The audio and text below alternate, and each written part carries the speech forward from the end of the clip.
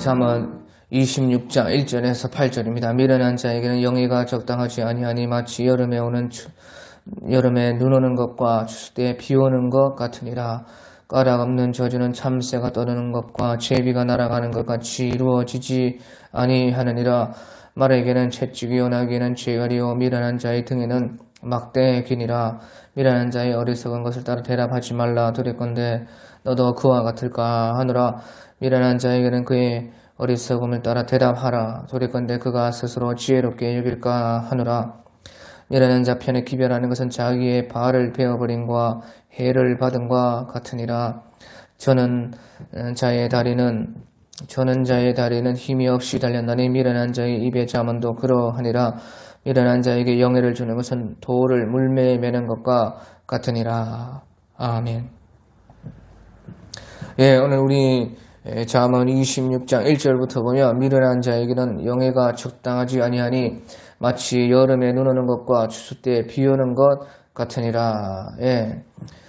그래서 미련한 자에게 영예가 적당하지 않다 하는 것입니다. 그것은 마치 여름에 눈 오는 것과 추수 때에 비 오는 것과 같다. 여름에 눈이 온다는 것은 있을 수가 없다는 것입니다. 그것은 말이 안 되고, 또 추수 때에 비 오는 것과 같다 하는 것은 그 추수 때에 비가 오면은 다 추수를 망치게 되고 추수를 못하게 된다 하는 것입니다. 그래서 미련한 자에게 영예가 돌아간다면은 그것은 적당하지 아니한데, 그것은 있을 수가 없는 일이고, 또 그것은 오히려 그 미련한 사람을 그 영예가 그 사람에게 주어짐으로 말미암아 그 사람을 망친다. 그것이 바로 여름에 눈 오는 것과 같고 추수 때에 비 오는 것과 같다 하는 그런 말씀이 되는 것입니다. 그래서요, 미련한 자가 영예를 받으면 옛날에 우리 조선 말기 때는 이제 신분을 사고 팔고 아주 매간 매직이 성행했던 것입니다.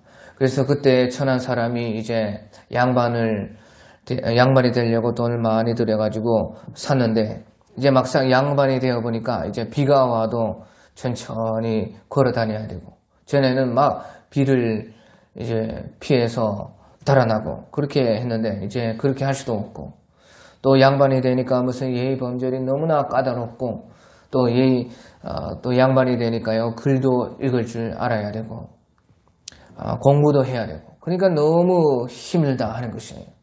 그래서 다시 양반 그 신분을 반납했다 하는 그런 말도 있는 것입니다. 그러니까 그것처럼요, 미련한 자에게는 영예가 적당하지 않다는 것이죠.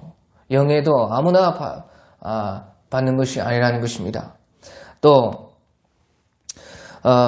그것이 있을 수 없는 일이고, 또 설사 그렇게 된다 해도 오히려 그 영예가 받지 않을 사람에게 돌아간다면 그 영예가 그 사람을 오히려 힘들게 하고 망치게 된다 하는 것을 여기에서 말씀해 주고 있는 것입니다. 그런데 지금 우리 선거철에서 봐도 그렇고, 얼마나 많은 사람들이요, 이 영예만 쫓아가고 영예만 있으면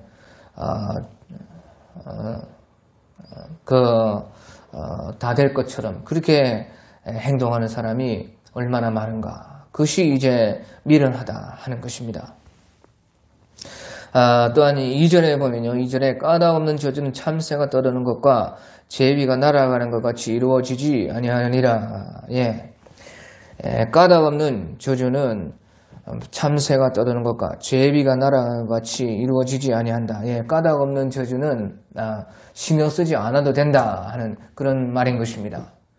까닭이 없는데 무슨 저주를 두려워할 것이며, 까닭이 없는데 무슨 우리가 옛날부터 내려오는 미신, 또 까닭 없이 막 우리를 악담하고 험담하고 하는 악평, 그런 것 때문에 우리가 흔들릴 필요가 없다는 것이, 그런 관심 안 가져도 된다는 것입니다. 그것은 왜 참새가 떠드는 것과 같다. 참새가 떠든다는 것은 참새는 막 자기 마음대로 떠돌아다니고 우리가 그 참새가 어디로 왔다가 어디로 가는지 알 수도 없는 것입니다. 그런 것처럼 신경 쓸 필요가 없다는 것이죠. 오히려 그런 것을 알 수도 없다는 것입니다. 그 참새는 너무나 빠르고 작고 또 자기 마음대로 뭐 왔다 갔다 어디서부터 와서 어디로 가는가 알 수도 없고 알 필요도 없는 것입니다. 그런 것처럼 까닭없는 저주도 그렇게 우리가 크게 신경 쓸 필요가 없다는 것이죠. 또 제비가 날아가는 것 같이 이루어지지 아니하느니라. 제비가요, 우리가요, 강남 간다. 강남 간 제비가 돌아왔다. 그렇게 말을 하지만요, 강남이 어디인가? 강남이 어디인 줄 아십니까? 이제 요새 과학이 발달돼 가지고요, 제비에게 GPS를 달아가지고 제비가 도대체 어디까지 가는가? 그 강남이 도대체 어딘가? 제주도인가?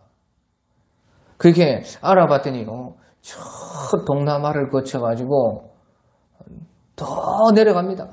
그래서 어떤 제비는 이제 동남아에서 갔다가 거기까지 가서 돌아와요.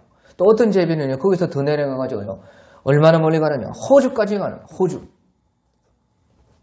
그것을 보고 사람들이 놀란 것입니다.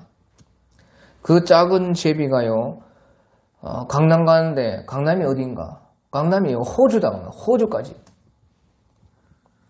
거기까지 갔다가 돌아오는 것이 제비인 것입니다. 그러니까요, 여기서 이제 제비가 날아가는 것 같이 이루어지지 아니하느니라 하는 것은요, 멀다는 것입니다. 상관이 없다는 것이죠. 까닭없는 저주는요, 먼, 우리와 상관이 없는 일이라는 것이에요. 예, 그래서요, 우리가요, 무슨, 그런데 신경 쓸 필요가 없다는 것이에요. 무슨 미신, 어떤 요새 영화에도 나오는 그런 여러 가지, 참 귀신적인 것들, 민담, 설화에서 어떤 발생된 뭔가 뭐 하면 안 좋더라, 뭐 어떻게 해야 된다더라. 아무 까닭 없이, 상관없는 그런 것을 가지고 우리에게 무슨 영향을 미친다. 절대 신경 쓸 필요 없는 것이에요. 또 무슨 우리에게 까닭이 없는데 누군가가 나를 악담하고 또 막 씨부리고 다니고 또 누군가가 막 험담을 하고 또 막 악평을 하고 그렇게 하는 건 그런 것이 신경 쓸 필요 없다는 것이에요. 정말 까닭이 없다면 그런 것은 절대 우리가 우리에게 그런 것이 일어나지도 않고 있을 수도 없는 일이고 참새가 떠드는 것 같이 그런 것은 알 필요가 없고 제비가 날아가는 것 같이요 멀다는 것이에요. 너무나 멀어가지고 그런 것은 신경 쓰지 않아도 된다. 그래서요 그런데 너무 매일 필요가 없고 우리는 하나님 앞에서 우리가 하나님의 진리의 빛으로 하나님의 성령의 안아주신 가운데 우리가 우리를 살피면서 살아가는 것이 가장 현명한 길이다 하는 것을 여기서 말씀해주고 있는 것입니다. 그리고 3절에 보면요. 말에게 채찍이요 나귀에게는 재갈이라 미련한 자의 등에는 막대기니라. 이 말씀은 이제 말은 채찍으로 때려야 말을 잘 듣는다는 것입니다. 그래서 말을 훈련시킬 때 채찍으로 때려가면서 훈련을 시킨다. 또 나귀에는 재갈이요. 나귀는 재갈을 물려야지 입에 재갈을 묶어야지만 어거할 수가 있고 나귀를 조종할 수가 있다 하는 것이에요. 소는 또 코를 뚫어야 소는 말을 듣게 되는 것입니다. 그래서 훈련시켜서 순한 길들인 소로서 사용할 수가 있는 것이 옛 농사의 법칙이었던 것입니다. 그런 것처럼 말은 채찍으로 때려야 되고 나귀는 재갈을 물려야 되고 소는 코를 뚫어야 되고 그런데 미련한 자의 등에도 막대기가 필요하다. 미련한 자에게 그 막대기를 들이대야 된다. 그러니까 미련한 사람 때려야 말을 듣는다 하는 것이에요. 그래서요, 이것은요, 우리가 참 맞지 않고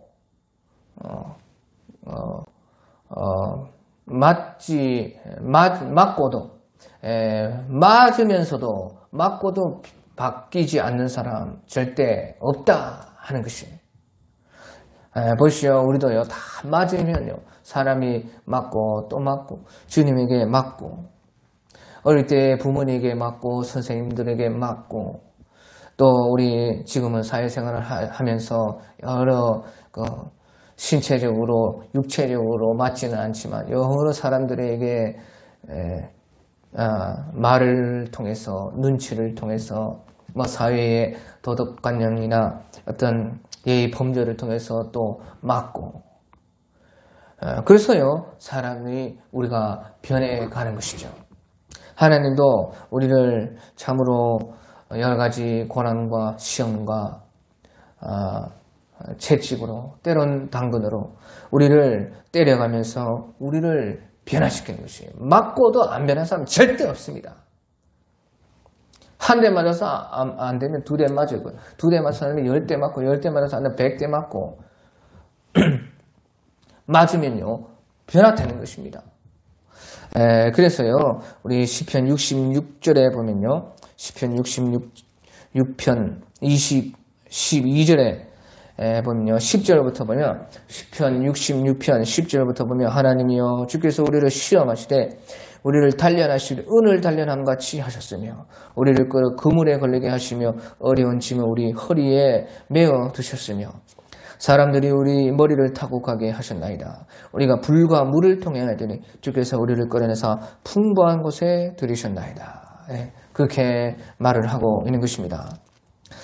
그래서요 하나님께서 우리를 시험하시고 또 단련하시기를 은처럼 단련하셨고 그물의 때는 또 걸리게 하셨고 어려운 짐을 우리 허리에 메어 두셨고 또 심지어 사람들이 우리 머리를 타고 가게 우리 머리를 사람들이 밟게 해서 그렇게 심히도 우리가 참 욕을 당했다 하는 것이에요. 하지만 또 우리가 그렇게 불과 물을 통해 하더니 하지만 주께서 우리를 꺼내서 풍부한 곳에 들이게 하셨나이다. 불과 물을 통행하게 하셨지만 그로 인해서 우리를 변화시키셔서 주님께서는 예비하신 풍부한 곳에 그 풍부한 것을 받을 수 있는 사람으로 만들어서 풍부한 곳에 들여주셨다 하는 것입니다. 우리가 불과 물을 통행하더니 주께서 우리를 꺼내서 풍부한 곳에 들이셨나이다. 이와 같이 사람들은 다 맞으면은 다 바뀌게 되어 있습니다. 말에게는 채찍이요 나에게는 쟁알이요 미련한 자의 등에는 막대기니라. 그렇게 말씀을 하고 있는 것입니다. 우리 요한계시록 요한복음 21장 18절 같은 데 보면요. 그때 예수님께서 베드로 사도에게 네가 나를 사랑하느냐? 네가 이 모든 사람들보다 나를 더 사랑하느냐? 그렇게 말씀하시고 베드로가 내가 주님을 사랑하는 줄 주께서 아시나이다. 그렇게 했을 때에 주님께서 내 양을 먹이고 내 어린 양을 치고 내 양을 돌봐야 된다. 그것이 사랑이다. 사랑이 무엇인가? 사랑은 주님의 양들을 돌아보면서 진정한 사랑을 할 수 있고 그것이 사랑이고 정말로 주님을 사랑한다면 주님께 속한 또 주님께서 돌보시는 그 사람들을 돌보는 것이 거기에서 가장 주님을 사랑하는 것을 알게 된다는 것이죠. 다시 말하면 주님의 마음을 알게 된다는 것이죠. 그러므로 주님을 진정으로 사랑할 수 있기 때문에 예수님께서는 베드로 사도에게 네가 나를 사랑하느냐 물으시고 베드로 사도께서는 내가 주님을 사랑하는 주께서 아시나이다 했지만 그것이 정말로 네가 나를 사랑하는 것은 네가 정말로 사랑이 무엇인가 알기 위해서는 내 양을 먹이고 내 어린 양을 치고 내 양을 돌아볼 때에 그것을 알 수가 있다는 것이죠. 그러면서요 18절에 예수님께서 내가 진실로 진실로 네게 이르노니 네가 젊어서 스스로 띠뛰고 원하는 곳으로 다니거니와 늙어서는 네 팔을 벌리리니 남이 네게 띠뛰고 원하지 아니하는 곳으로 데려가리라. 그렇게 말씀을 하신 것입니다. 그러니까 이것은 베드로 사도께서 이제 나이가 들었을 때에 많은 주님 섬기는 것으로 말미암아 또 주님의 양떼들을 돌아보는 것으로 말미암아 많은 고난이 예비되어 있다 하는 것입니다. 많은 그 어려움이 있는데요. 네가 젊어서 스스로 띠뛰고 원하는 것으로 하니까요. 늙어서는 네 팔을 벌리리니 남이 네게 띠뛰고 원하지 아니하는 것으로 데려가리라. 그렇게 말씀하시면서요. 이제 19절에 보면 요한복음 21장 19절에 보면 이 말씀을 하시면 베드로가 어떠한 죽음으로 하나님께 영광을 돌릴 것을 가리키심이로라. 결국에는 그렇게 이제 베드로 사도께서 남에게 띠띠워져 가지고 원치 않은 것으로 데려가 가지고 결국에는 죽음을 당한다. 그런데요, 그 베드로의 죽음이요 하나님께 영광이 된다는 것이죠. 이 말씀을 하시면 베드로가 어떠한 죽음으로 하나님께 영광을 돌릴 것을 가리키심이로라. 그래서요 베드로 사도께서는 그렇게 고난당하고 핍박을 받고 순교했지만 그것이 하나님께 영광이 되어지고 그것이 그 빛나는 하나님과 베드로 자신에게 영광스러운 죽음으로 되었다 하는 것을 말씀해 주고 있는 것입니다. 그래서요 미련한 자의 등에는 막대기니라. 우리가 참으로 미련하고 하지만 주님께서는 우리에게 그런 어려움과 시련을 통해서 우리가 변화되고 또 하나님께 영광이 되게 만들어 가시는 것입니다. 그리고 4절 5절에 보면요 4절 5절에 미련한 자의 어리석은 것을 따라 대답하지 말라. 근데 너도 그와 같을까 하노라. 또 미련한 자에게는 그의 어리석음을 따라 대답하라. 두리건대 그가 스스로 지혜롭게 여길까 하노라. 그래서요 이것은 이제 4절 5절에서 4절에서는 미련한 자의 어리석은 것을 따라서 대답을 하지 말라. 두리건대 너도 그와 같이 된다. 그러니까 미련한 자를 따라서 대답하지 말고 거기서 반박을 하고 그대로 말을 하지 말라. 근데요 5절에서는요 미련한 자에게는 그 어리석음을 따라 대답하라. 두리건대 그가 스스로 지혜롭게 여길까 하노라. 그래서요 또 5절에서는 하지만 미련한 사람이 어리석게 말할 때 그냥 그거 맞춰줘라. 거기에 반대하지 말고 그냥 따라서 대답해줘라. 왜냐? 그것은 미련한 자가 자기만 옳다고 거기에 반대하면 아니야 하면서 막 고집을 내면서 그래도 자기가 옳다고 무조건 나는 절대 맞다고 그렇게 할까 두려우니까 그냥 맞춰서 대답을 해줘라 하는 것이에요. 그래서요 4절 5절은 완전히 반대인 것입니다. 그래서 반대이다고 틀린 것이 아니고요 우리가 살아보면 그거 알 수가 있어요. 우리가요 조금만 좀 지혜롭게 살아보면요 어쩔 때는 특별히 어린 사람들이나 또 어떤 우리가 이제 사람과 그 사람들을 그 성향과 또 그 스타일에 따라서요 어떤 사람에게는 그냥 거기에 맞춰서 뭐 틀렸지만 그래, 맞춰주기도 하고. 또 하지만요, 어떤 사람들에게는 분명히 그 틀린 것을 고쳐주고, 짚어주고, 그것을 이제 반대해서 분명히 하기도 하고 하는 것이에요. 그래서 우리 경험을 통해서 그 두 개 다가 다 맞다는 것을 알 수가 있는 것입니다. 여기에서는요, 그 이유가 분명하다는 것이에요. 어리석은 자를 따라 대답하지 말라. 왜? 그렇게 할 때가 있다. 그것은요, 왜? 너도 그와 같이 될까 하노라. 그래서요, 어리석은 것을 따라서 대답을 해서, 오히려, 나도 그렇게 같이 여김받게 되어지고, 또, 그래서요, 오히려 그, 사실이나 그, 진리가 왜곡되어지고 한다면요. 그것은, 따라 대답할 수 없다는 것이죠.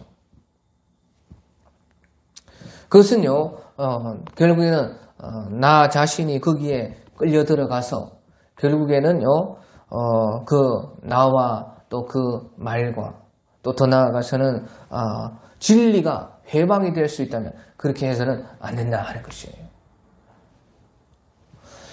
그런데요, 또, 그런 진리 문제가 아니고, 이럴 수도 있고, 저럴 수도 있고 하는 그런 문제고, 또, 이제, 그 사람이 너무 자아가 강하고, 너무 막 확신에 차서 말을 하기 때문에 지금 전혀 바른 것을 얘기해도, 그것이 바뀔 가능성이 없고, 들을지도 않을 것이고, 그런데 생각해보면 나중에 조금 시간만 지나면은 그것을 바로 알게 될 것 같고 하는 그런 일들. 그러니까 여러 가지 서로의 유익과 이익을 따져서 계산해서 대답할 것은 대답하고 또 반대할 것은 반대하고 옳다 할 것은 옳다 하고 그냥 대충 넘어갈 것은 넘어가야 되고 한다는 것이에요. 그래서요, 어리석은 놈을 따라서 대답하라. 둘이 근데 그가 스스로 지혜롭게 여길까 하노라. 이것은요, 그 사람이 말한 것을 따라서 대답하지 않으면 이 사람이 너무 완강하고 고집스럽기 때문에 무조건 자기가 옳다고 막 덤비고 완전히 자기 세계에 갇혀가지고 전혀 다방면의 그 면을 보지 못하는 그런 사람일 경우에는요, 대답할 필요가 없는 것이죠. 오히려 그 사람의 주장만 더 내세우게 할 뿐이다 하는 것이에요. 그러니까요, 그가 막 스스로 지혜롭게 여길까 하노라. 그래서요, 여기서 우리가 알 수 있는 것은요, 지혜라는 것은 무조건 일관성 있게 하는 것은 지혜가 아닙니다. 그것은 이제 진실은 그래요. 근데 진실과 지혜는 좀 또 다르거든요. 진실은요, 무조건 일관성 있게 말을 하는 것이 진실입니다. 하지만 여기서는 진실을 말하는 것이 아니고 지혜를 지금 말하고 있는 것입니다. 지혜는요, 무조건 일관성 있게 똑같이 한다고 지혜가 아니고, 정말 지혜라는 것은 무엇이 지혜냐? 서로의 유익을 생각해서 행동하는 것이 지혜라 하는 것이에요.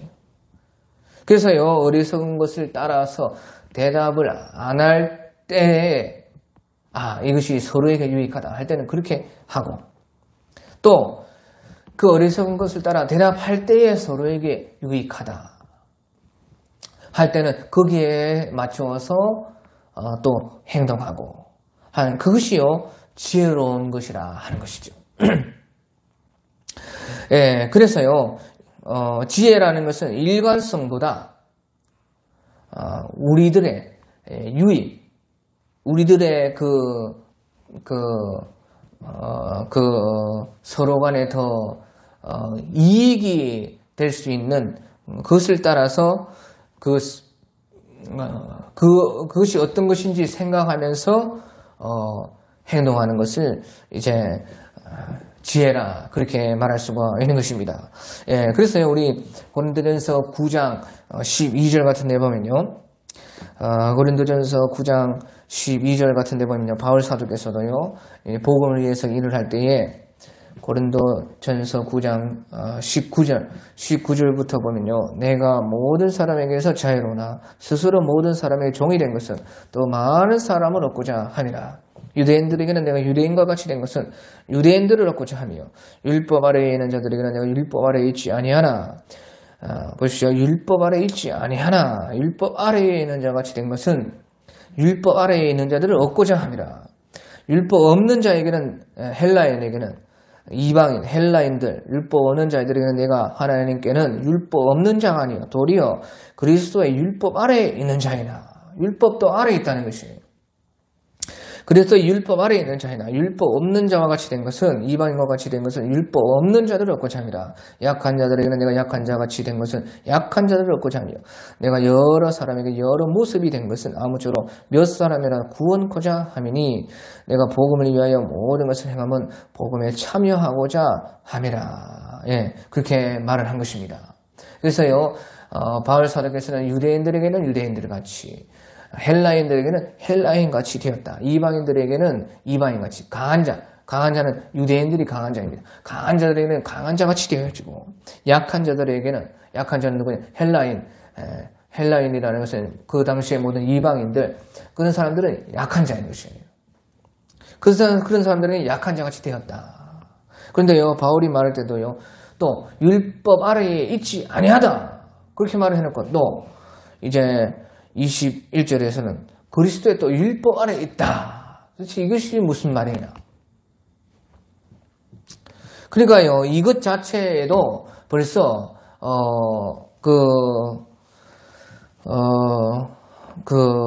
두 가지 모습이 다 있다는 것이죠. 그래서 율법 아래에 있지 않다 하는 것은요, 구약의 율법 아래에 있지 않다는 뜻인 것입니다. 구약의 그 율법에 있지 않다.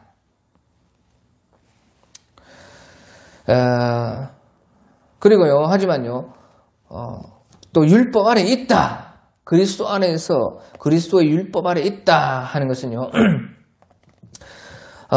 구약의 율법에 있지는 않지만요, 구약의 율법, 구약의 모든 하라 하지 말라 하는 그런 모든 것에서 바울 사도는 자유하고 그 속에 있지 않다는 것입니다. 우리도 마찬가지죠. 구약에서 무엇을 하라 하지 말라 하는 것은요, 우리가 구약의 그 말씀에 따라 사는 것이 아닙니다. 우리는 율법 아래에 있는 자들이 아니에요. 그런데 또 그리스도의 율법 아래에 있는 자이다. 그 말은 무슨 말인가? 그것은요, 구약의 율법 아래에 있지 않지만 그리스도께서 우리의 법이 되신다는 것이에요. 우리가 예수님을 믿음으로 말미암아 성령이 오시고 새로운 양심과 새 생명이 되어서요, 그 가운데요 하나님께서 예레미야서 같은데 또 에스겔서 같은데 예언한 대로 새 영을 부어주고 너희 마음에 내 법을 기록하리라, 그렇게 말씀하신 것 같이 바로 예수님께서 우리의 법이 된다는 것이에요. 예수님을 믿음과 예수님을 사랑함으로써 또 우리 마음의 양심과 새 생명과 성령에 따라서 행동을 하는 것이죠. 그러니까요, 그것이요, 보십시오. 여러 가지 구약의 수많은 율법들이 있지만 우리는 그 율법에 속하지 않습니다. 하지만요, 우리 속에 있는 그리스도께서, 성령께서, 우리 양심이 거기에 따라서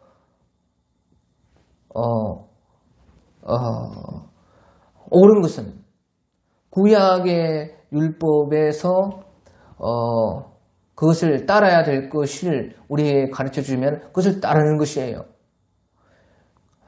그래서요, 결론적으로는요, 구약의 율법 안에 있는 그 여러 가지 것들도 우리가 지키게 되고 거기에 따라서 살게 됩니다. 하지만요, 그것이 구약에서 율법으로 말미암아서 율법을 지켜 나가기 때문에 그렇게 사는 것은 아니죠. 그리스도께서 그 구약의 법에 대한 것을 맞다고 말씀하시고 나에게 그것이 옳다고 내 양심이 증거하고 또 그것이 우리의 신앙과 우리의 삶에 유익이 되고 하나님의 영광이 된다면 그것은요 율법을 지키려고 지키는 것이 아니고 우리가 그리스도 안에 있기 때문에 지키는 것이 되는 것이에요. 그러니까요 그것은 완전히 다른 것입니다. 그래서요 이것을요 바울 사도께서는 두 가지를 동시에 말하는 것입니다. 율법 아래 있지 아니하나 또한 율법 아래 있다. 율법 아래 있다는 것이에요. 그것은 곧 그리스도의 율법이다. 그래서요 결국에는요 주님 안에서 모든 것에 자유하지만 자유하기 때문에 그 주님의 복음을 위해서라면요 복음에 해가 되지 않는 한 복음을 오히려 더 자랑할 수만 있다면 어떤 모습도 다 될 수가 있다는 것이에요. 그래서요 그것은 사실요 그렇게 될 수 있는 것은 구약의 율법 아래 있지 않기 때문에 되는 것이고 그렇게 또 될 수 있는 것은요 구약의 율법 아래 있지 않지만 하지만 유대인들과 같이 될 수가 있죠. 왜? 바로 그리스도의 율법 안에 있기 때문에 또 그런 것이에요. 그리스도의 율법 아래 있지만 또 율법이 없는 헬라인, 이방인들과 같이 될 수가 있어요. 왜? 왜 그런가? 그것은요, 그리스도의 율법, 아래에 있기 때문에, 그리스도의 율법 아래 있기 때문에, 구약의 율법 아래 있지 않기 때문에, 또 이제 율법이 없는 헬라인들과 함께 될 수가 있는 것이, 그것이 자유인 것이에요. 그래서요, 중요한 것은, 복음의 자랑이 되고, 복음을 더 드러내고, 복음을 더 전할 수가 있다면, 내가 복음을 위하여 모든 것을 행하면 복음에 참여하고자 함이라. 그러니까 사실은요,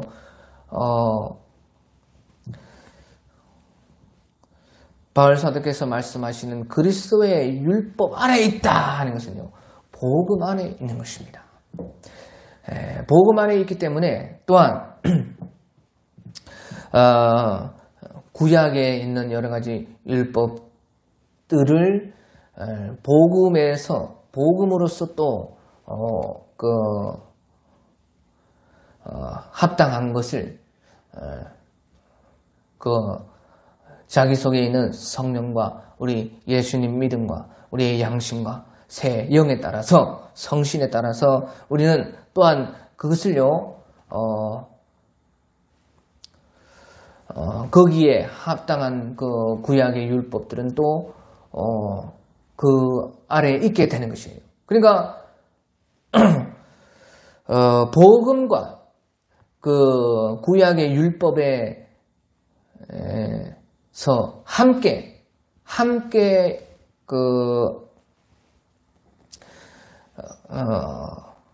맞다고 하는, 옳다고 하는 그것이 있는 것이죠. 그래서요, 우리가 복음으로 말미암아 율법에서 벗어났지만 또 율법 아래 있는 것이에요. 그것이 이제 그리스도의 율법이라. 야고보서에서 너희가 자유의 율법대로 행동한다. 자유의 율법, 그리스도의 율법이 그것입니다. 그것이 왜 그렇게 될 수가 있느냐? 그것은요, 보시오. 구약의 하나님이든 신약의 하나님이든 같은 하나님이시오. 구약의 성령이시든 신약의 성령이시든 같은 성령이요. 구약의 말씀이든 신약의 말씀이든 곧 한 말씀이기 때문에 그런 것이에요. 결국에는요,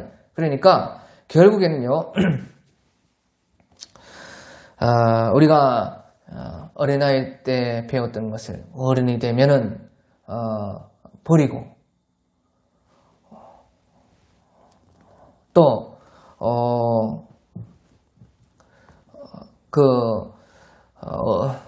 어린아이 때 배웠던 것으로 말미암아서 어른이 되어서 분별할 수가 있게 되어서 그것으로 말미암아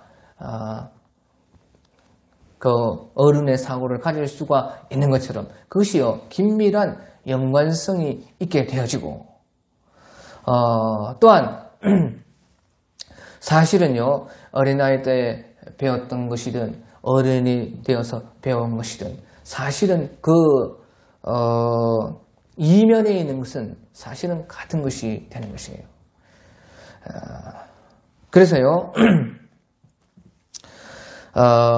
구약에서 껍데기를 다 까내면 결국은 그것이 또 복음이고 신약에서는요 그 껍데기를 벗겨내고 그 알맹이를 더욱더 이제 잘 보여주고 잘 설명하고 그 알맹이에 대해서 더욱더 잘 말해주는 것이요 그리스도 주님이신 것입니다. 바로 예수님을 이제 나타낸 것이 곧 신약의 복음인 것이죠.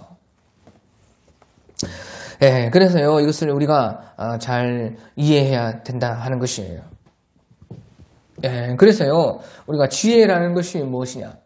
지혜라는 것은요 결국에는 서로에게 우리 모두에게 가장 큰 유익을 가져다 주는 것을 먼저 생각해서 말하고 행동하는 것이 지혜다. 또 바울사도께서 말씀하신 것처럼 복음을 전하고자 하매, 복음을 자랑하고 복음을 나타내고자 하매 또 잘할 수 있다면 그 어떤 모습으로도 우리가 될 수가 있다 하는 것을 말씀해 주고 있는 것입니다. 예.